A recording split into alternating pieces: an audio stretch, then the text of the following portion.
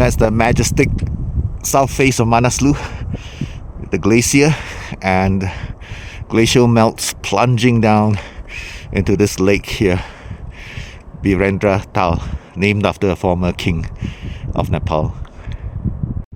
And right behind us, would you believe it, there's a cafe.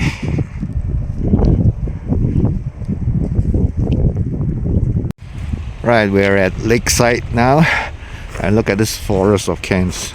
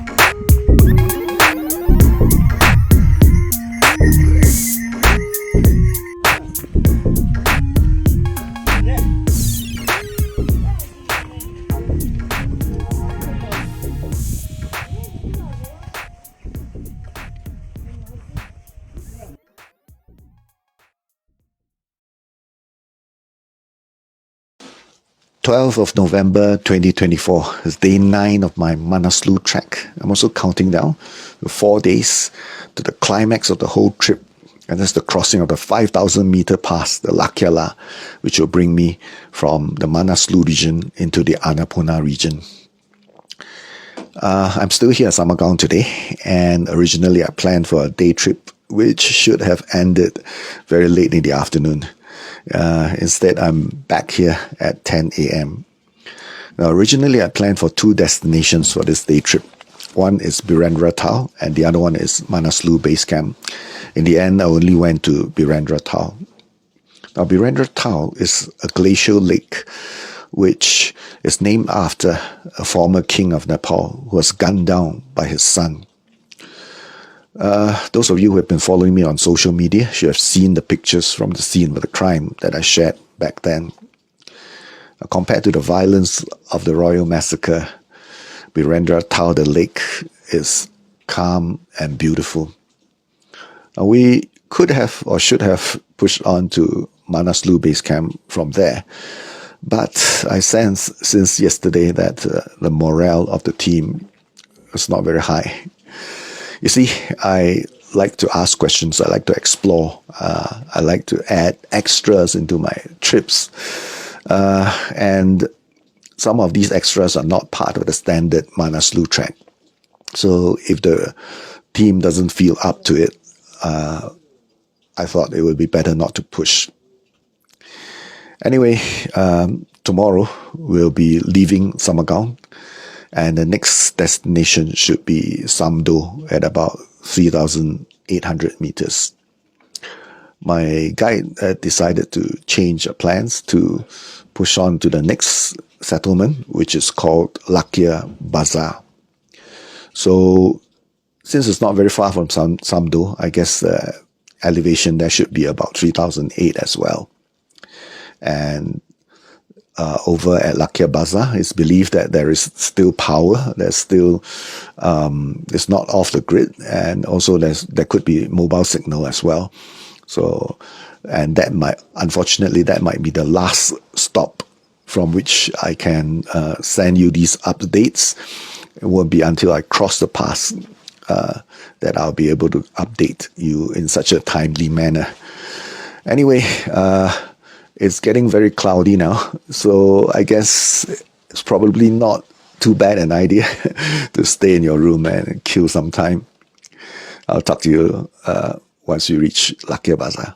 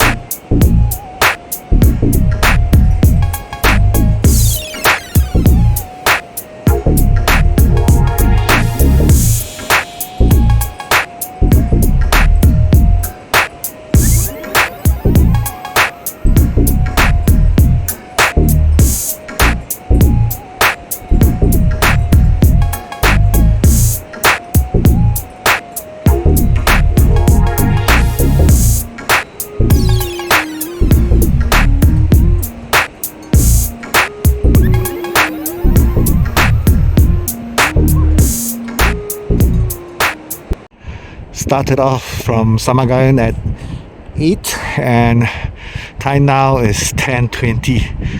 We are entering Samdo. Little Tibet. Look at this desolate landscape. Culturally and geographically, we are already in Tibet, but politically, we are in Nepal.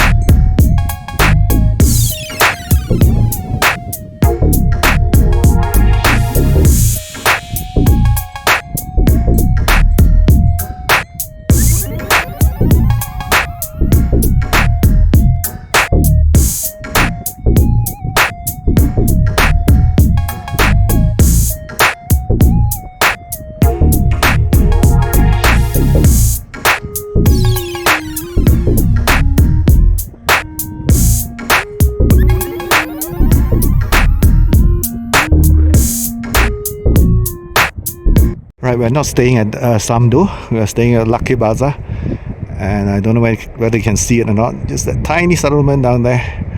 To your right is the Chinese border, and to the left is the 5,100 meter pass that we are going to cross in 3 days' time. That's Larkya Peak, 6249 meters, and our crossing point, Dharamsala, is at the landslide area on the right shoulder.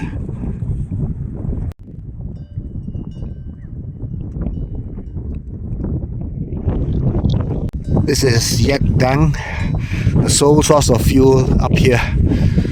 As you can see, there are no trees, only a few shrubs, grasses. Incredibly beautiful, but hostile to human habitation.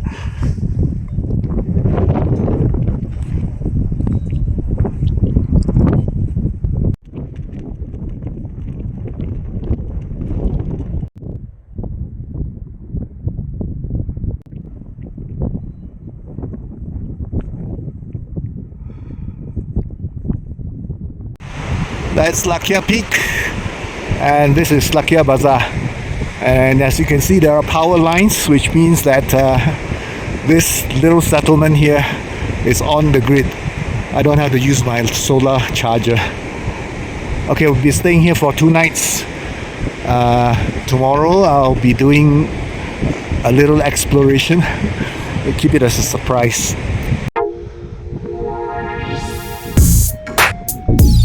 Yep, so this is where I'll be staying. Great.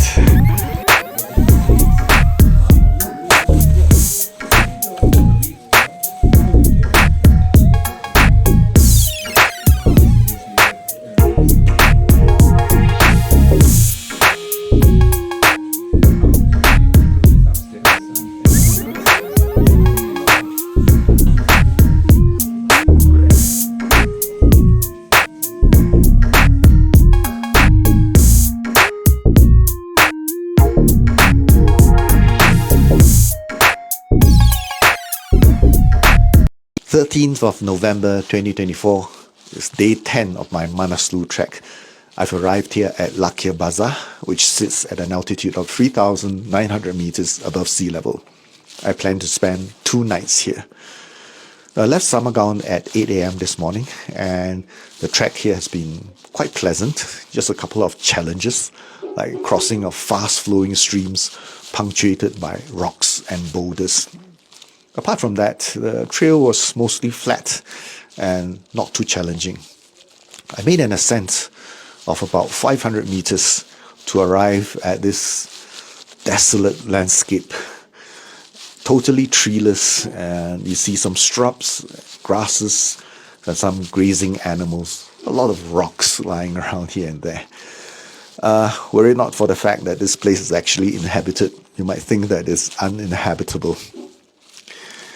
Even more improbably, this was once a trading post for Tibetan salt traders and the local merchants here.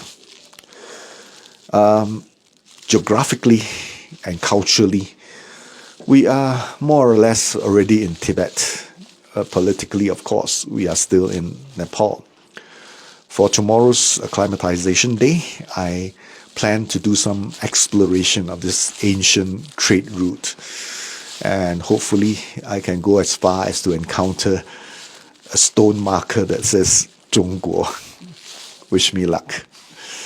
After this, I'll be going up to Dharamsala, which sits at an altitude of 4,400 meters above sea level.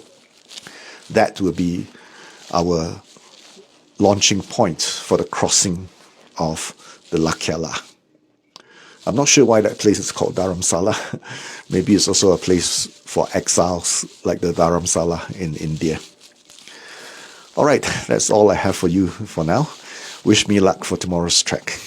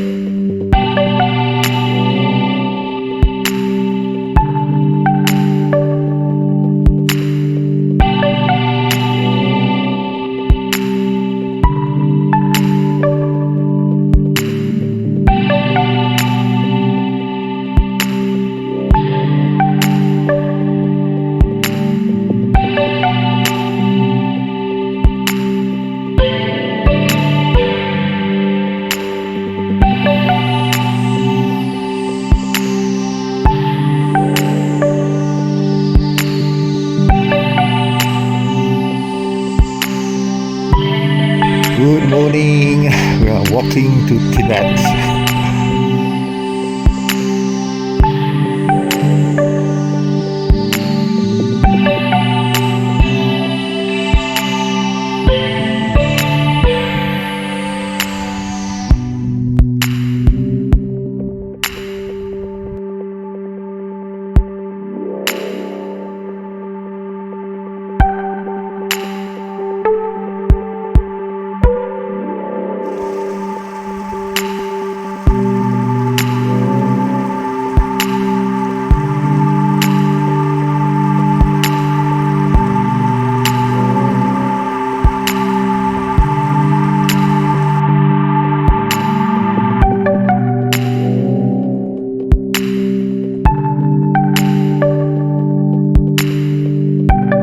This is like a kaka of some sort. Huh? A kaka, where they bring the animals. Huh? What is kaka? Where they bring the animals up. Oh yeah, this is kharka, kharka. Yeah? This is called kharka. You see? Some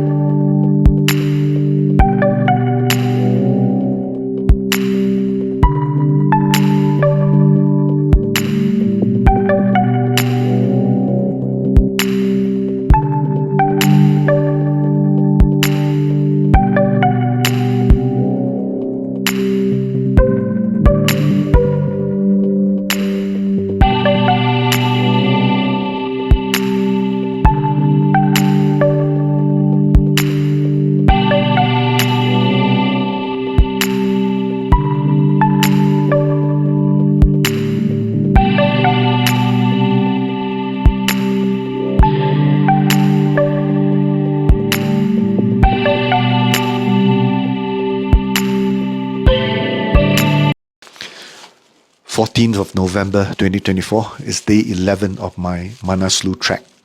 It's also my second day here at Larkya Bazaar, and it's supposed to be my acclimatization day. Originally, I planned for a visit to the Chinese border. The trek started off very well, beautiful scenery, and we entered a totally uninhabited area.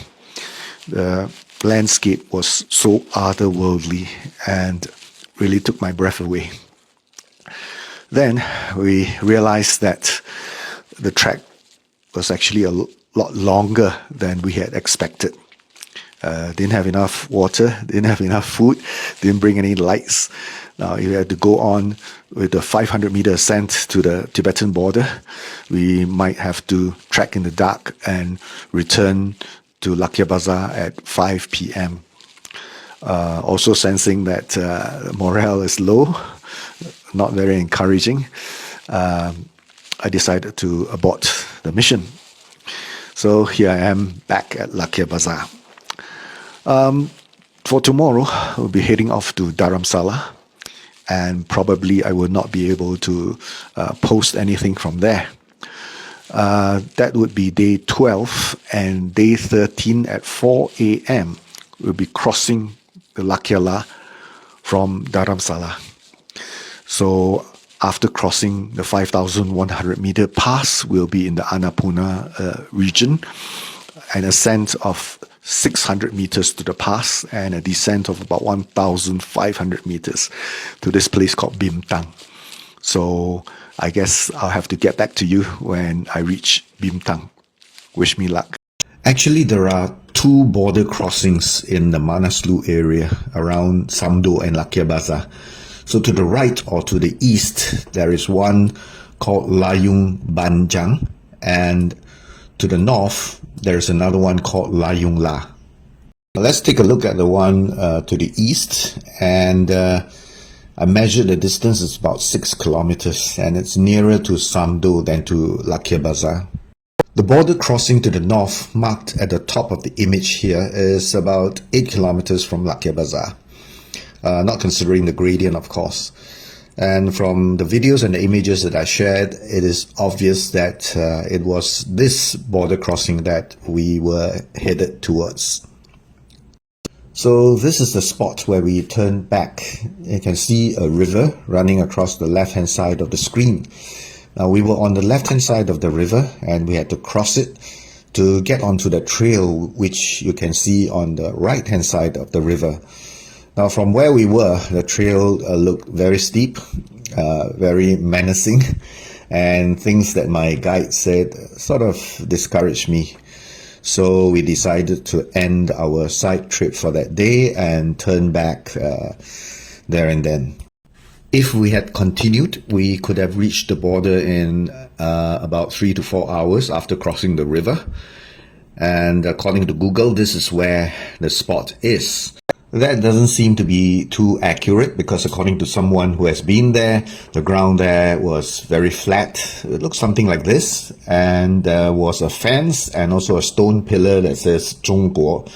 And right across the border, there should be a road going into Tibet. Truth be told, I was a little disappointed with my decision to abandon the hike to the Chinese border. I don't blame anyone, even though my guide's lack of enthusiasm was quite obvious. You see, it's supposed to be a side trip, and I was not prepared for a side trip that was actually longer than all the point A to point B hikes on the other days. Now, I should have packed some food, enough water to last till the evening, and I should have even brought some illumination. Now, I should have also brought my porter along. On all these side trips, my porter was just hanging around in the kitchen. Perhaps I should have also started early, like 5 or 6 a.m., provided my guide is okay with that.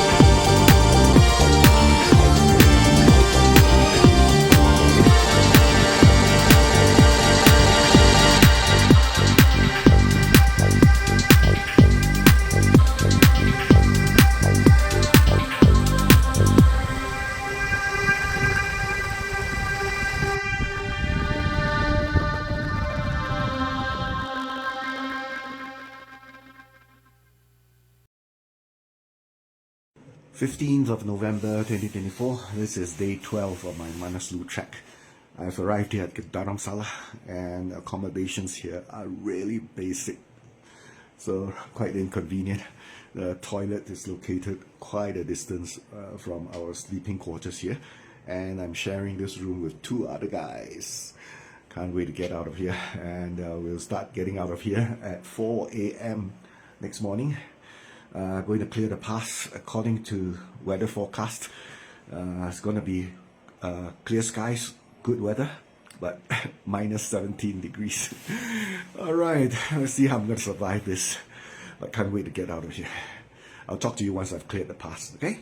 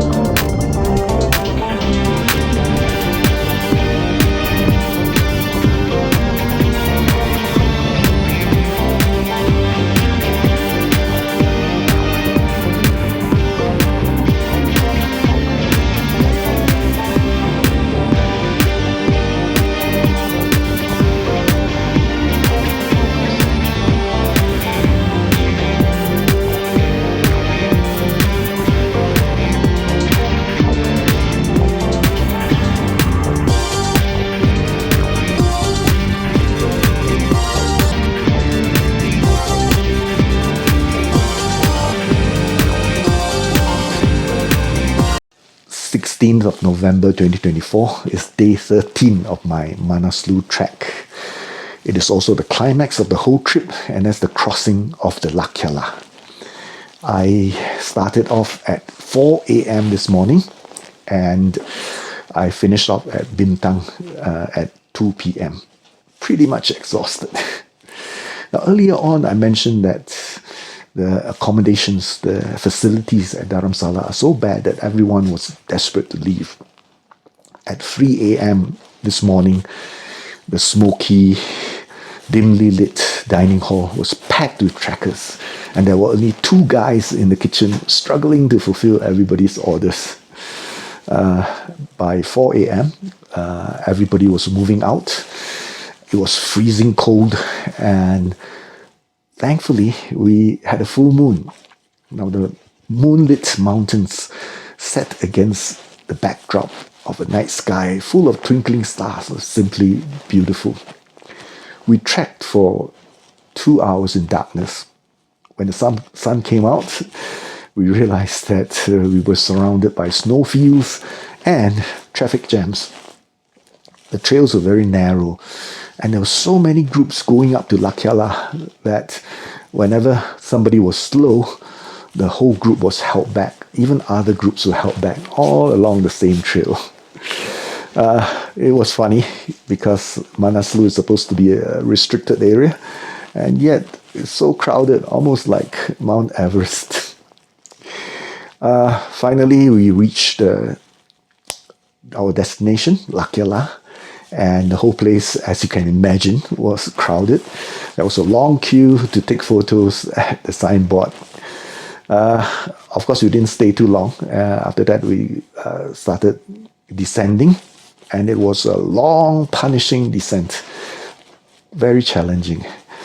Until finally arrived here at Bimtang. I'll be spending the night here. Hopefully, I'll get very good rest and very good food. And tomorrow, there'll be another trek, and that'll be an exit trek. We'll be going to this place called Goa, but we're not sure whether there'll be any motor transport from Goa. If not, we'll have to spend one more night at Goa. And then after that, move to Dharamsala or Tiliche.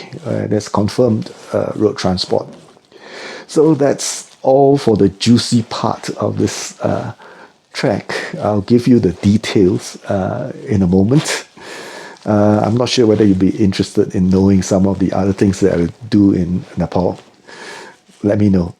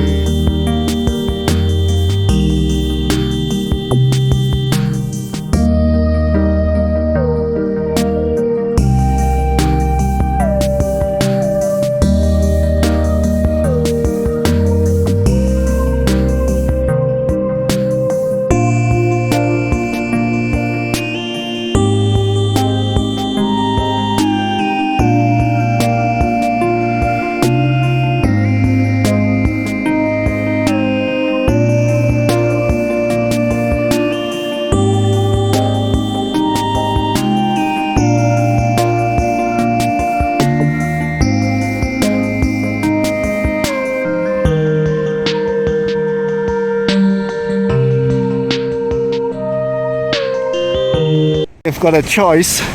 You can cross this bridge or you can cross this one. If you cross by this one, you have a much longer way to walk. So which one shall it be? Let's take the shorter one. I like shortcuts.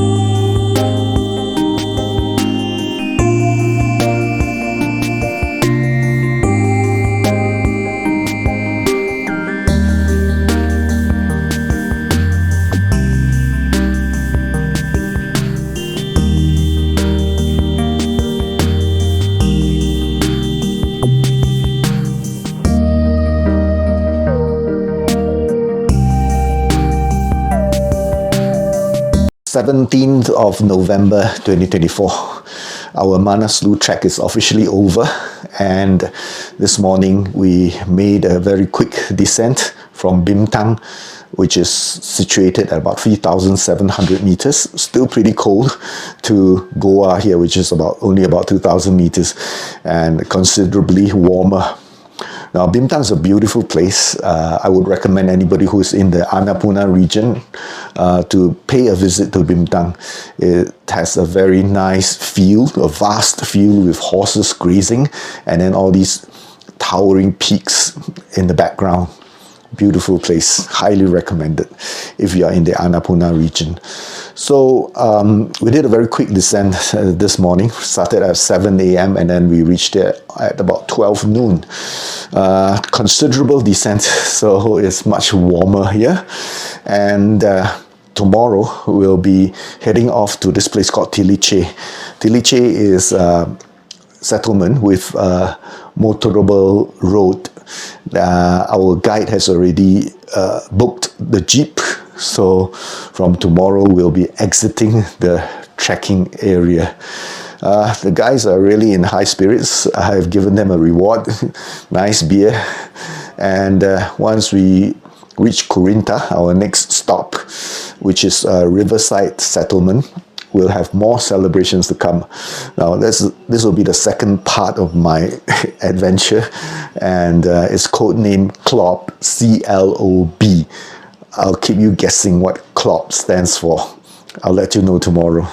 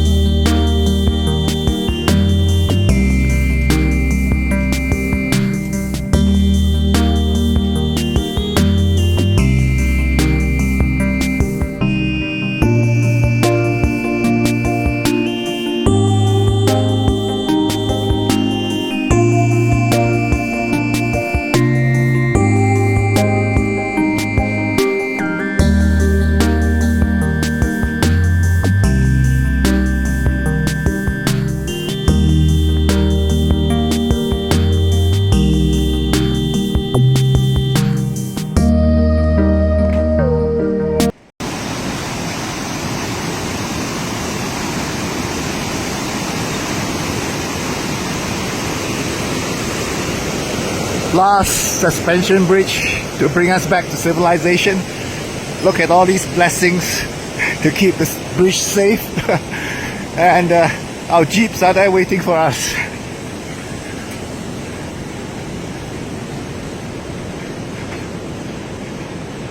Say hello to civilization.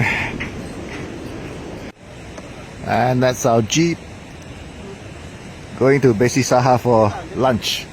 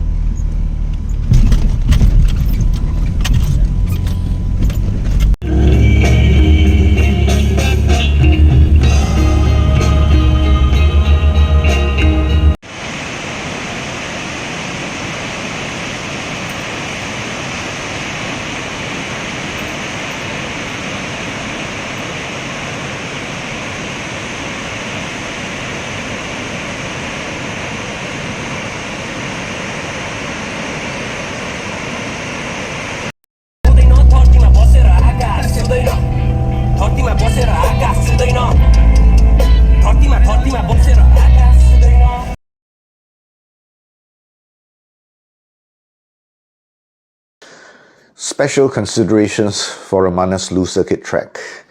I'm talking not from the standpoint of someone who just wants to do it as cheaply and quickly as possible, but someone who needs to have the time and energy to document the trip on the move and to do so as comfortably as possible. Now, distance-wise, the Manaslu circuit trek is actually longer than the Everest trek. It also covers a wider area. More challenging? Yes and no. The total time that you need to trek above 4,000 meters on the Manaslu trek is considerably less than on the Everest or Three Passes trek. However, this region is not as well developed. It's sparsely populated, and generally accommodations are pretty basic compared to the popular trails. Now, food-wise, the menus here can be quite uninspiring. That's a chocolate pancake I had for breakfast one morning. And I can tell you, there really isn't much chocolate there. Now, if you can afford to employ the porters, I strongly suggest that you bring a fair amount of canned food from home to supplement the dal bhat.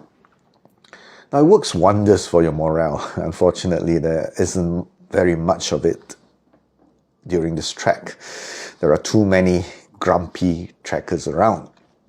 Now, given the long distances between settlements with decent accommodations, you need to spend more time on the move. I did this trek in 15 days. That's long enough.